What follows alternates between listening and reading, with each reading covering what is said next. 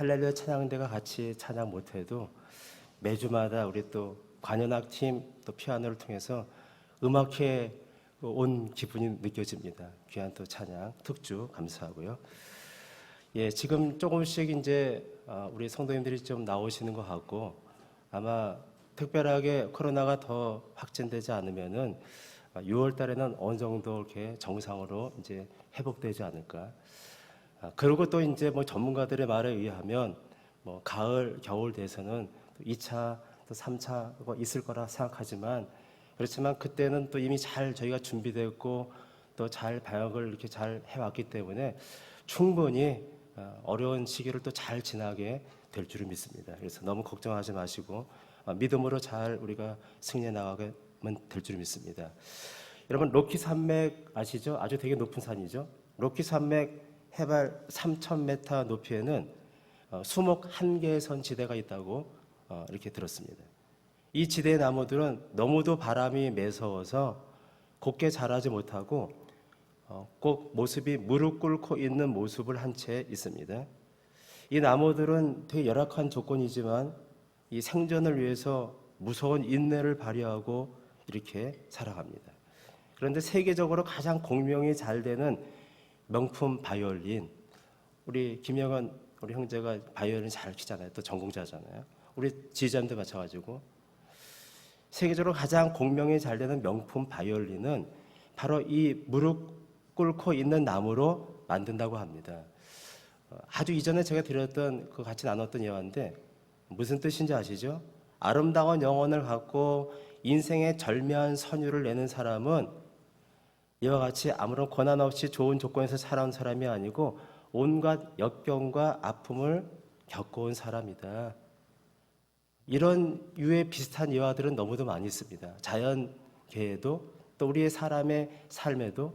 그래서 숱한 역경과 아픔과 고난을 겪은 사람들이 정말 하나님 앞에 빛이 나는 아름다운 그 절묘한 선율을 내는 그런 귀한 믿음의 사람들로 성장한다는 것. 그래서 우리는 이런 잠깐의 고난, 또 개인적으로 어떤 어려운 고난이 있다 할지라도 그 고난을 원망과 불평으로 이렇게 그것을 삼는 것이 아니고 오히려 파도라는 환란이 닥치게 되면은 그 파도에 밀려가는 사람도 있겠지만 파도를 역으로 타는 사람이 있습니다. 파도 타기 아시죠? 그래서 오히려 고난을 타면서 더욱더 하나님의 아름다운 믿음의 사람들로 성장하는 우리 모두 되기를 주님의 이름으로 간절히 축원합니다. 예, 오늘 말씀 보게 되면은 예수님께서 마태를 제자로 부르시는 장면이죠. 이미 앞에 또 네 제자를 부르시는 장면이 있었습니다. 네 어부를 부르시는 장면이 있었는데 특별히 이제 오늘 마태를 부르시는 장면이 시작합니다. 14절은 세관 앞을 지나가다가 거기 앉아서 업무를 보는 레위 마태의 직업은 잘 아시는 것 같이 그 당시 유대인들에게는 지극히 혐오하는 세리라는 직업입니다. 그럼에도 주님은 개의치 않으시고 그를 제자로 부르셨어요. 파격적인 사건이죠. 새로운 종교 운동의 선봉에 선 지도자라면 사람들이 그렇게 주님을 이제 바라보는 사람도 있었을 텐데 훨씬 개혁적인 성향을 가진 그런 사람들을 자기의 제자로 삼아야지만이 공감하지 않겠습니까? 그렇지만 주님께서 부르신 제자들은 전혀 그렇지 않아요. 전혀 공감할 만한 인물들이 아닌 어부들을 먼저 제자로 부르셨죠. 이어서 그 당시 민중의 가장 미움을 받고 있는 세리를 제자로 삼으셨어요. 우리는 이 말씀을 너무도 익숙하게 잘 알고 있지만요. 그 당시에 이 삶의 한계를 볼 때는 아주 파격적인 사건입니다. 주님께서 하신 그 모든 사역들은 하나부터 열까지 그동안 전통으로 그렇게 이뤄왔던 종교 지도자들을 볼 때는 너무도 파격적인 사건들이에요. 하지만 이 사건을 통해서 우리는 중요한 교훈을 받을 수 있습니다. 그것은 바로 우리가 하나님의 자녀가 되고 거룩한 주의 일꾼이 된 것이 제자들을 보면 알 수 있겠죠. 남보다 의로서가 아니고 어떤 남보다 뭔가 잘난 부분이 있어서 나를 제자로 자녀로 삼아주신 것이 아니에요. 마태는 그 당시에 세상에서 가장 멸시를 받는 낮고 천한 사람들의 한 부류였습니다. 하나님께서 우리를 부르사 거룩한 자녀와 일꾼이 되게 하신 그 일들을 보게 되면 바울의 말씀처럼 아주 의미가 있습니다. 여러분 고린도전서 1장 26절 말씀 자 띄워주시고 같이 한번 그 말씀을 합독합니다. 시작. 형제들아 너희를 부르심을 보라. 육체를 따라 지혜로운 자가 많지 아니하며 능한 자가 많지 아니하며 문벌 좋은 자가 많지 아니하도다. 예, 여기서 많지 아니하다는 것은 되게 아주 부드럽게 되는데 실제 원어적인 뜻은 거의 없다. 여러분 우리 자신들을 돌아보십시오. 내가 뭔가 하나님 앞에 정말 이 정도면 내가 하나님 앞에 부름받을 수 있어. 혹시 그렇게 해서 나오신 분들이 계실 수도 있겠지만 거의 대부분 저를 비롯해서 나같이 못난 죄인 불러주셨다니 이렇게도 우리가 감사하잖아요. 주께서 부르신 12사도나 초대교회 지도자급의 인물들, 뭐 바울 같은 사람은 좀 약간 예외일 수 있겠지만요. 대부분 위대한 믿음의 역사 가운데 족적을 남긴 그런 믿음의 사람들, D.L. 무디 같은 사람 구두 수성공이었잖아요. 많은 선교사들, 많은 믿음의 거장들이 정말 배우지도 못하고 소외받았던 사람들이 많이 있었습니다. 그런 사람들을 통해서도 우리가 입증할 수가 있는 것이죠. 정말 세상적으로 자랑할 만한 것들을 가진 자들이 많지 않습니다. 거의 없습니다. 천만다행이죠. 그래서 그런가 이렇게 교회 안에는 이렇게 아주 세상적으로 볼 때는 난다긴다는 사람들이 별로 없는 것 같아요. 더 소망이고 우리 자신들이 연약하다고 혹시 느끼셨습니까? 그렇다면 그것은 하나님께서 나를 부르시는 하나님의 귀한 어떤 그런 방법인 것을 알아야만 됩니다. 여러분 고린도전서 1장 29절 말씀도 띄워주시고 같이 한번 읽겠습니다. 시작. 이는 아무 육체도 하나님 앞에서 자랑하지 못하게 하려 하심이라. 결정적인 말씀이죠. 이렇게 별 볼 일 없는 사람들을 불러주신 이유는 바로 바울이 고백한 저 고백처럼 우리가 하나님 앞에 아무것도 자랑하지 못하게 하시기 위해서 나같이 정말 허접한 별것도 없는 그런 인생들을 하나님의 영광스러운 자녀로 불러주신 것이. 15절 말씀 우리 성경 펴놓으셨으면 같이 한번 우리 15절 말씀을 우리 합독합니다. 시작. 그의 집에 앉아 잡수실 때 많은 세리와 죄인들이 예수와 그의 제자들과 함께 앉았으니 이는 그러한 사람들이 많이 있어서 예수를 따르미러라.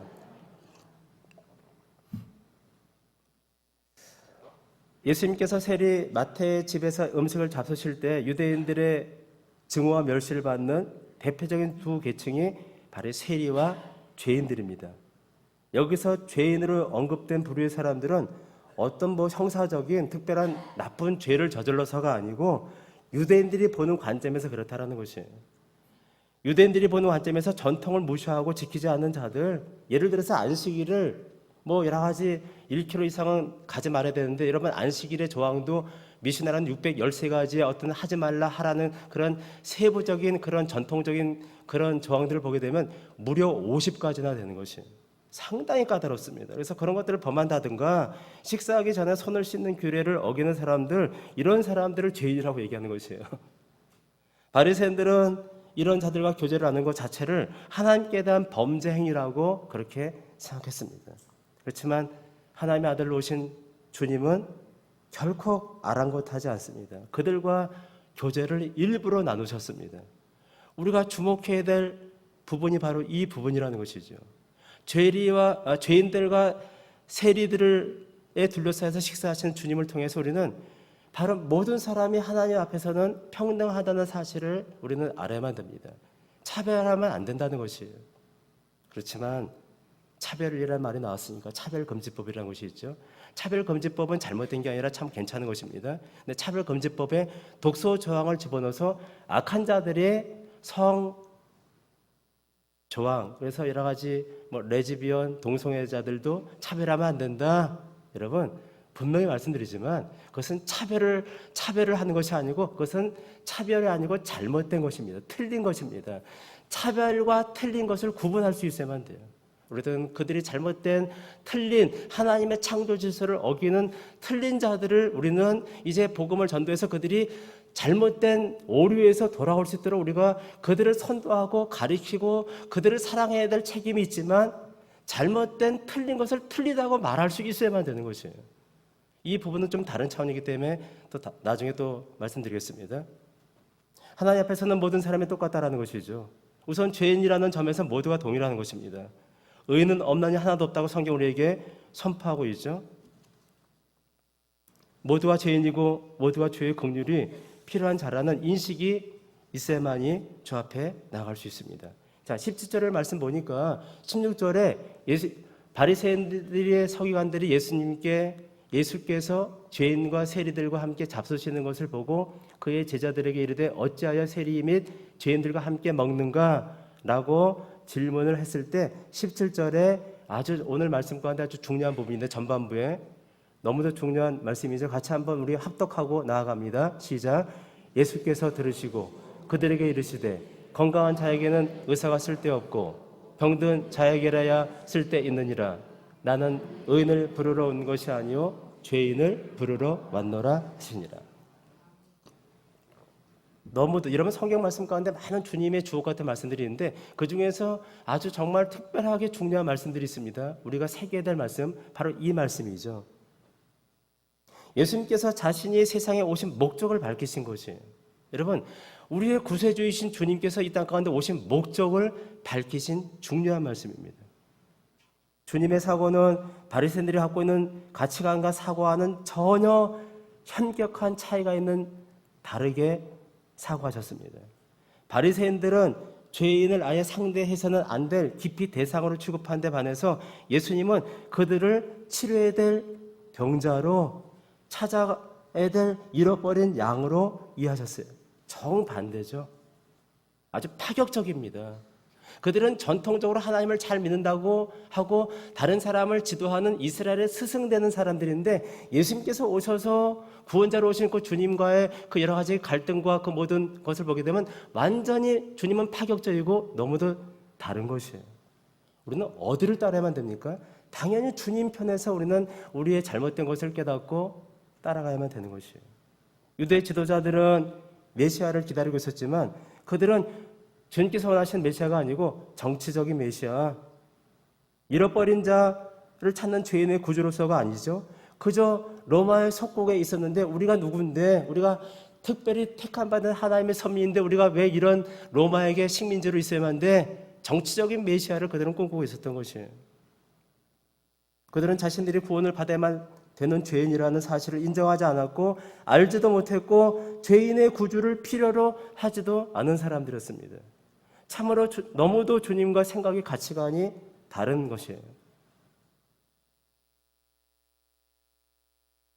글쎄기로 그들은 결코 올 수가 없죠.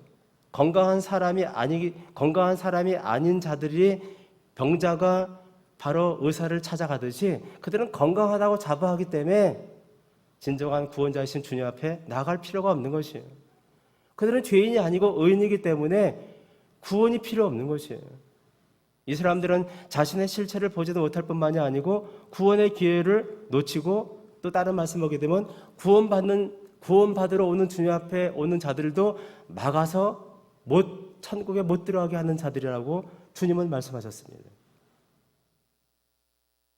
오늘날 우리에게 이것을 정해 보게 되면은 우리가 교회는 나오고 있지만요, 여러분 그 당시에 이 종교 지도자들은 하나님을 안 믿는 사람이 아니었어요. 하나님을 잘 믿는다고 자부하는 자들이었어요. 그런 의미로 볼 때 지금 현대 교회를 보게 되면은 교회 안에 들어와서 우리가 신앙생활을 나름대로 잘 한다고, 이 정도면 괜찮다고 생각하는 많은 사람들을 여기 한번 생각해 볼 수 있는 것이에요. 지식적으로는, 신학적으로는 우리가 성경적으로 볼 때 우리가 죄인이래, 그렇게 인식은 하고 있습니다. 그렇지만 실제적으로는 마음이 딱딱하고 굳어져서 진정한 죄인됨에 대한 애달음이, 주님을 향한 긍휼함을 베풀어 달라는 그런 애틋함이 없는 것이에요. 씨를 뿌려도 기를 것 같은 마음이 되어서 양심이 굳어져서 죄에 대해서 민감하지 못하고 무뎌져서 씨가 들어가지 않는 것이에요. 그러기에 우리가 해야 될 일은 겸허한 자세로 내가 죄인인 것을 먼저 인정해야만 된다는 것이죠. 이것은 너무도 매주마다 설교할 때 선포된 말씀이고, 이것이 왜 중요하냐면 그것은 주님 앞에 갈 때까지 이 죄인으로서의 그런 마음을 갖고 살아가는 것이 더욱더 주 앞에 가까이 갈 수 있는 가장 중요한 길이기 때문에 이렇게 말씀을 드리는 것이죠. 믿음을 행하지 않는 것들, 사랑하지 못한 것들, 섬기지 못하고 충성하지 못하고 그 모든 것들이 다 죄라고 성경 우리에게 말씀하고 있지 않습니까? 그렇게 따지게 되면 우리가 날마다 죄를 짓고 살아가는 자들이 아니겠습니까? 그런데 우리가 주 앞에 얼마큼 회개하고 얼마큼 마음을 깨트려서 손을 들고 주 앞에 나아가 자복하고 나의 죄를 씻어달라고 고백하고 주 앞에 예배자로 나아가고 있습니까? 우리 자신들을 깊이 돌아볼 수 있으면 됩니다. 내 자신이 죄인됨을 발견하는 자만이 진정으로 구원에 이를 수 있다고 우리에게 말씀하신 오늘 이 말씀은 우리 마음 가운데 깊이 새겨야만 될 말씀입니다. 또 18절 말씀 보니까 요한의 제자들과 바리새인들이 금식하고 있다고 얘기합니다. 사람들이 예수께 와서 말하되 요한의 제자들과 바리새인들의 제자들은 금식하는데 어찌하여 당신의 제자들은 금식하지 아니하니까. 하여튼 이 사람들은요, 하여튼 예수님을 따라다니면서 어떻게든지 참석거리, 어떻게든지 뭔가 비난할 거를 찾고 있는 자들이에요. 그래서 자기네들은 계속 금식하고 있는데 왜 당신의 제자들은 금식하지 않느냐? 여러분, 그 당시에 성경이 명한 금식은요, 1년에 한 차례 대석제일 날 한 번 금식했습니다. 그것이 원래 성경이 명한 금식입니다. 그런데 이제 시간이 지나면서 금식하는 일들이 많아지게 된 것이에요. 일주일에 2번씩. 그래서 그들은 구제, 금식, 기도, 이것은 그들의 경건의 3대 원칙입니다. 누가 어떻게 기도하고 있다. 일주일에 날마다 기도하는 어떤 시간들을 정해놓고 기도하죠. 또 구제하는 일들, 그들은 그것을 또 아주 상당히 중요하게 생각합니다. 또 금식하는 거, 일주일에 2번씩 금식합니다. 물론 이런 금식은 되게 바리새인들과 같은 유대 종교의 핵심 부류들을 중심으로 행해졌던 것 같아요. 그들이 하는 금식은요, 아침 6시부터 저녁 6시까지 합니다. 일주일에 2번, 요일 중에서 이렇게 건너가서 하겠죠. 아주 어려운 것은 아니고 할 만한 것이지만 결코 쉽지가 않죠. 아침 6시부터 저녁 6시까지. 여러분, 한두 번이 아니고 평생 동안 일주일에 2번을 금식합니다. 하실 수 있습니까? 결코 쉬운 게 아니에요. 아무나 할 수 있는 게 아니에요. 금식 해보신 분은 아시겠지만요, 그렇게 결코 쉽지 않습니다. 아주 어려운 계속 연결해서 하는 금식은 아니겠지만요, 보통 정성이 아닌 것입니다. 그러니까 이렇게 금식하는 자들은 야, 나는 일주일에 2번 금식해. 나는 기도 날마다 3번씩 정해놓고 기도해. 그러면서 나름대로 자부심을 가질만 하고 이런 종교적인 열심에 대해서 다른 사람들은 그렇지 못한 사람들을 폄하하고 우쭐대는 마음을 가졌던 것 같아요. 그런데 순전히 문제는 사람들에게 자기를 과시하려고 전시용으로 그렇게 하고 있다는 것이에요. 제 말이 아니고 주님께서 그 부분을 그 속을 꿰뚫어 보시고 그렇게 지적하신 말씀이 마태복음 6장 16절 말씀이 있는데 그 말씀을 띄워주시고 같이 한번 합독합니다. 시작. 금식할 때 너희는 외식하는 자들과 같이 슬픈 기색을 보이지 말라. 그들은 금식하는 것을 사람에게 보이려고 얼굴을 흉하게 하느니라. 내가 진실로 너희에게 이르노니 그들은 자기 상을 이미 받았느니라. 문제는 그들의 마음의 중심에 하나님을 향한 경외심으로 했다면 정말 귀한 것이지만 그렇지 않고 사람들에게 보이기 위해서 했다는 것이죠. 하나님께서 무엇을 원하시는지는 관심이 없고 오직 사람들이 자신들을 인정해주고 그렇게 자기가 거룩한 경건의 모습들을 하는 것에 대해서 사람들이 그것을 높여주기를 원했던 것이에요. 하나님은 마음의 중심을 보시는데 그렇게 하고 있는 것이에요. 여러분, 이 금식 자체가 잘못된 것이 아닙니다. 정말 이분들이 하나님 향해서 애틋하게 하나님을 향한 경건한 마음으로 한다면 정말 이것은 주님께서 칭찬하실 일입니다. 강난 금식 기도. 제가 힘들고 어렵고 그렇게 고난 가운데 있을 때 저는 바로 강난 금식 기도를 찾아서 그때 처음 저희 고모님이 알려주셔서 거기를 가게 됐고 거기서 많은 또 응답을 받았습니다. 꼭 장소가 응답받는 것은 아니지만요. 그래서 강난 금식 기도는요, 특별히 많은 병자들이 오고요, 많은 또 절박한 문제를 갖고 많은 사람들이 달려옵니다. 거기는 365일 새벽 기도를 합니다. 365일 새벽 기도를. 하여튼 거기는 많은 또 강남교회 산하의 부교육자들이 있으니까 거기에 전담하는 자들이 있는 것이에요. 또 어느 교회를 보니까 거기를 본받아가지고 어느 교회는 365일 새벽 기도하는 교회가 있어요. 저는 도저히 쉽지 않다고 생각합니다. 저는 개인적으로 집에서 하는 기도, 저희가 월요일부터 금요일까지 하잖아요. 그리고 이제 토 주일은 제가 집에서 일찍 일어나서 매일 성경 보고 묵상하고 기도하고, 근데 그 시간이 너무 좋습니다. 교회에서 마땅히 또 우리가 성도님과 함께하는 그런 시간도 의미가 있지만, 여러분 목회자들이 하는 말이 뭔지 아십니까? 야, 정말 새벽 기도만 없으면 살겠다. 새벽 기도만 없으면 정말 할만하다. 이게 제가 우리 집사람한테 하는 말입니다. 제가 목회자로서 솔직하게 고백하는 게 정말 새벽 기도 쉽지 않습니다. 왜냐하면 그 이전부터 말씀을 준비해야 되죠. 그 말씀이 또 하나님 앞에 온전히 올려지기 위해서 그 말씀을 준비하고 아침에 저녁에 준비하고 아침에 3시 55분에 일어납니다. 그래서 이제 기도까지 마치게 되면 한 6시 한 반 정도 되죠. 그러니까 그 시간도 결코 적은 시간이 아니죠. 새벽 기도 목회자들에게요, 매일 하지만 결코 쉽지가 않습니다.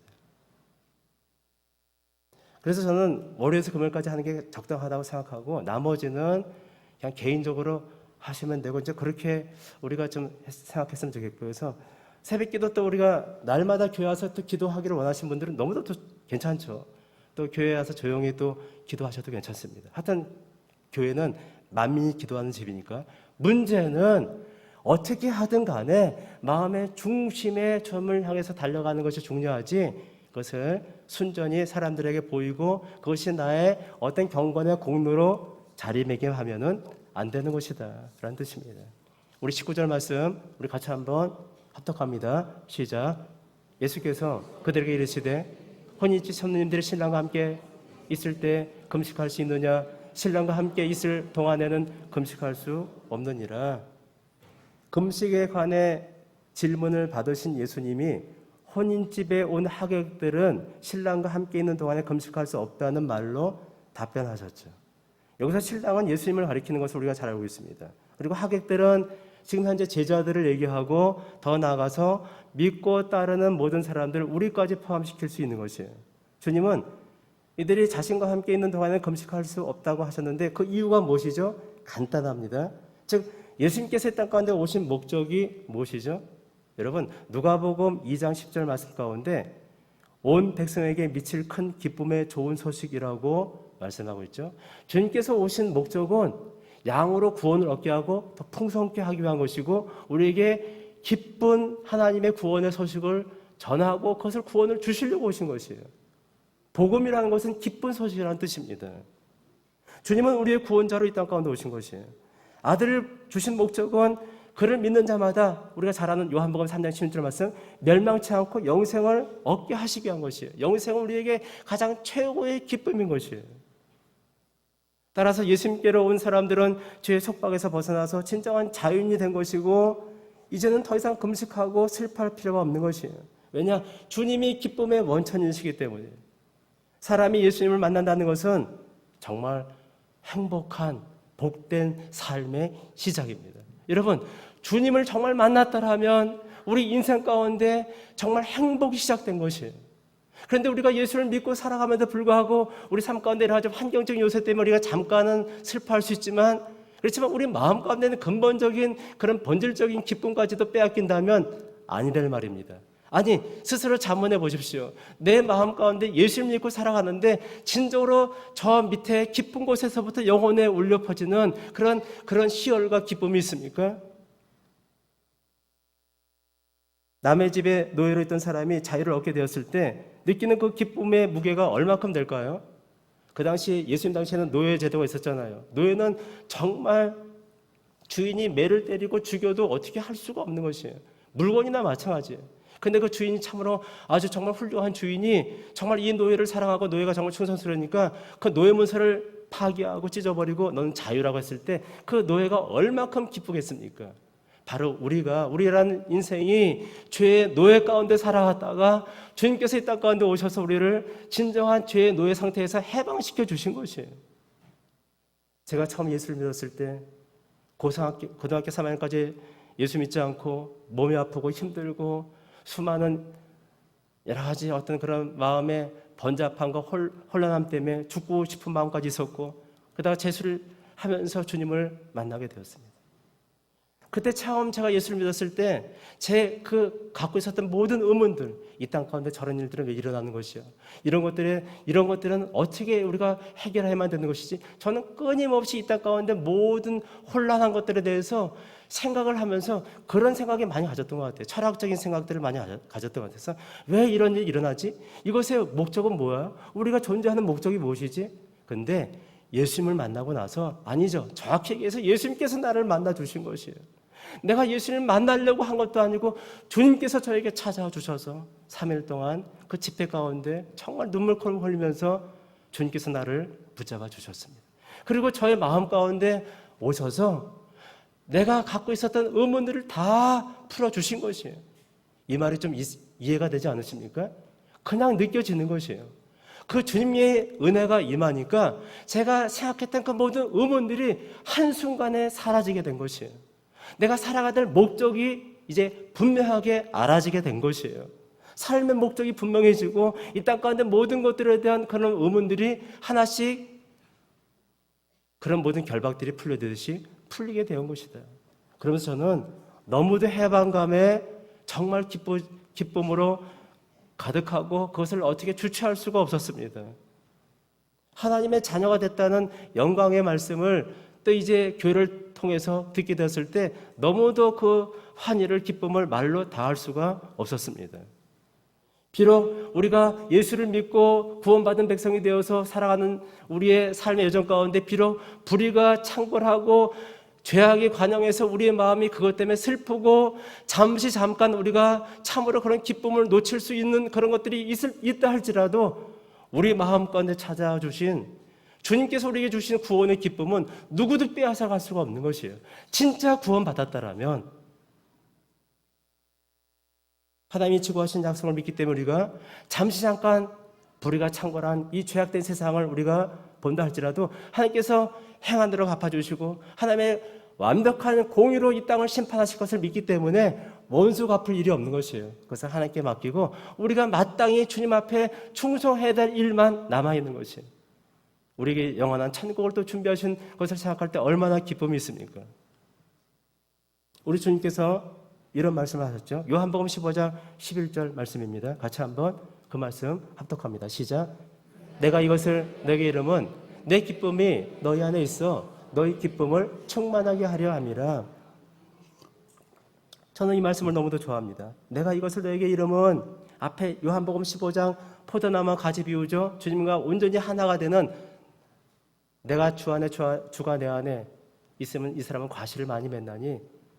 그래서 포도나무와 가지의 비유를 통해서 온전히 상호 내주하는 주님과 온전한 하나가 된 동행한 삶에 대한 그런 것을 이렇게 너에게 얘기하는 것은 내 기쁨이 너희 안에 있어 너희 기쁨을 충만하게 하려 함이라. 주님을 모신 자들은 주님은 기쁨 그 자체인 것이에요. 주님은 바로 복음 그 자체이신 거예요. 복음은 기쁜 소식입니다. 주님 안에 영생이 있고 주님 안에 우리를 향하신 죄사함의 모든 해방이 있는 것이에요. 그렇다면 우리가 주님을 모시고 살아간다면 우리 마음 가운데 기쁨이 없을 수가 없는 것이에요. 그렇죠? 그 기쁨을 우리가 다시 한번 확인하고 그 기쁨을 온전히 우리가 마음 가운데 만끽하고 믿음으로 잠깐 동안 우리의 험한 세월이지만 그렇게 승리하며 살아가는 우리 모두 되기를 주님의 이름으로 간절히 축원합니다. 20절 말씀 보게 되면 그러나 신랑을 빼앗길 날이 이르리니 그날에는 금식할 것이니라. 주님이 십자가 순환을 암시하신 말씀입니다.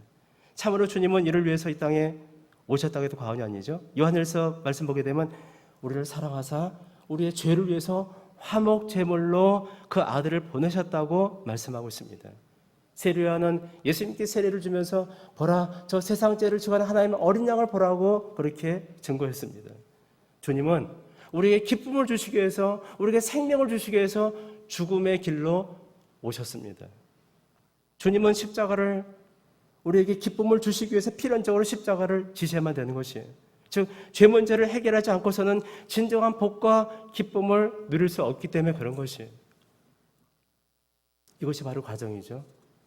그래서 우리들도 주님 앞에 따라가는 주의 백성들도 마찬가지입니다. 우리는 주님 때문에 주님께서 우리를 거듭나게 하시고 우리의 주로 그리스도로 고백하는 자들에게 하나님의 자녀가 되는 권세를 주시고 상속자 삼아 주셔서 우리가 주님의 기쁨을 모시고 살아갑니다. 그런데 우리들도 주님의 자취를 따라가는 이 땅에서 우리의 내게 메인 십자가가 있기 때문에 우리도 고난을 필수적으로 통과하는 것뿐이지 그것이 기쁨을 사라지게 하는 것은 결코 아닌 것이에요. 21절 말씀 우리 같이 한번 합독합니다. 시작. 생배 조각을 낡은 옷에 붙이는 자가 없나니 만일 그렇게 하면 기운 새 것이 낡은 그것을 당기어 헤어짐이 더하게 되느니라. 여러분, 이 비유는 이제 22절에도 동일한 것을 반복하는 강조한 비유죠. 생배 조각을 낡은 것에 붙이는 일에 어리석음을 지적하신 것인데, 물론 이 말씀은 유대교의 낡은 전통의 그런 것들이 생명에 결여된 그런 전통에 입각한 교훈과 주님의 생명의 천국의 왕성한 영생하는 복음과는 조화가 이룰 수 없다는 것을 말씀하고 있는 것이에요. 아마 이 말씀을 하셨을 때 그 당시 종교 지도자들은 주님의 의도를 깨닫지 못했습니다. 그렇지만 이 말은 그 당시 이미 회자되고 있는, 이미 일상적인 상식에서 알고 있는 상식화된 말이기 때문에 무슨 뜻인지는 알고 있죠. 당연히 그렇게 한 사람이 없죠. 생배 조각을 낡은 가죽 부대에 짓게 되면은 이제 여러분 물이 스며들게 되면 이 새로운 이 생배 조각은 흡수력이 강하니까 쫄아들잖아요. 그러면 낡은 가죽 부대는 더 거기에 찢겨져서 더 헤어지게 되잖아요. 그렇게 하는 사람이 없다라는 것이죠. 상식적인 것입니다. 그리고 우리는 이 말씀 가운데 주님께서 교회들에게 주시는 중요한 메시지가 있다는 것을 주목할 수 있어야만 됩니다. 즉 유대인들은 전통을 대단히 중요하는 경향이 있습니다. 심지어 그들은 조상의 유전을 하나님의 계명보다 위에 두는 잘못을 범하고 있는 것이에요. 로마 카톨릭이 또 그렇게 그들의 전통을 주님의 복음 위에, 말씀 위에 더 위에 두듯이요. 그래서 그런 잘못을 범해서 주님으로부터 책망을 듣는 일들을 주님께서 복음서에서 많이 말씀하셨죠. 물론 전통이 다 나쁜 것은 결코 아닙니다. 좋은 전통도 있습니다. 물려줄 만한 가치가 있는 좋은 것도 있습니다. 그렇지만 그거라 할지라도 어떤 전통도 하나님 말씀 위에 둬서는 안 되는 것이에요. 아무리 좋은 전통, 잘못된 전통은 인습이라 얘기하죠. 그것은 버려야만 되는 것이고, 좋은 전통이라 할지라도 하나님 말씀 위에 둬서는 안 되는 것이에요. 우리의 진정한 신앙과 생활의 삶의 유일무이한 규범은 오직 하나님의 말씀, 성경뿐이라는 것을 우리에게 지금 강조하고, 우리는 그 사실을 분명히 마음 가운데 새겨야만 되는 것이에요. 어떠한 경우라 할지라도 하나님의 말씀만이 우리의 진정한 삶의 가장 우선되는 표준이고 판단이어야만 되는 것입니다. 하나님께서 이에 대해서 하신 말씀들이 많이 계시죠. 또 주님께서 하신 말씀 가운데 요한복음 17장 17절 말씀, 또 디모데전서 4장 5절 말씀 같이 한번 띄워주시고 함께 읽겠습니다. 시작. 하나님의 말씀과 기도로 거룩하여짐이라. 그들을 진리로 거룩하게 하옵소서. 아버지의 말씀은 진리입니다. 위에는 바울이 얘기한 것이죠. 말씀과 기도로만 거룩해집니다. 전통을 많이, 전통에 어떤 것이 좋은 전통이 있다 할지라도 그런 좋은 전통과 좋은 어떤 선한 어떤 그런 도덕적인 일들을 많이 해서 거룩해지는 것이 아니고 하나님 말씀과 기도로 거룩해지는 것이고, 주님은 그들을 진리로 거룩하게 하옵소서. 여기서 진리는 말씀을 얘기합니다. 진리의 말씀이라고 얘기하죠. 진리로 거룩하게 하옵소서. 아버지의 말씀은 진리니이다. 우리 주님께서 하신 말씀이에요. 그 어떤 것도 우리를 거룩하게 할 수 없습니다. 우리는 거룩한 신부가 되어서 구별된 자로서 천국에 입성하는 자들이 되어야만 되는데, 그러기에 우리가 어떤 다른 방법으로 하나님 앞에 나아갈 수가 없는 것이에요. 칼빈, 개혁주의는 칼빈을 신부가 아니지만 그의 교리들을 많이 우리가 잘 받아들이고 있죠. 감리교는 웨슬레, 루터교는 루터. 그렇지만 그들이 세운 전통이라 할지라도 성경에 위배된다면 그것을 파기시켜만 되는 것이고, 아무리 좋은 그들의 전통도 성경 위에 둘 수는 없는 것입니다. 저희 교단은 개혁교단이죠. 합동, 총신과 같은 뿌리를 갖고 있습니다. 고신, 합신, 개혁, 합동 다 보수신학입니다. 뿌리가 다 같습니다. 약간 차이가 있어서 좀 나눠졌지만요. 그래서 개혁교단은 개신교를 개혁교라고 얘기하는데, 성경에 비춰서 부단히 개혁해 나간다는 것이에요.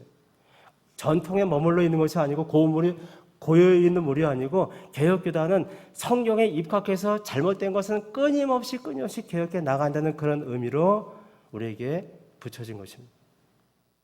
마지막 22절 말씀을 같이 읽고 이제 말씀을 맺겠습니다. 시작.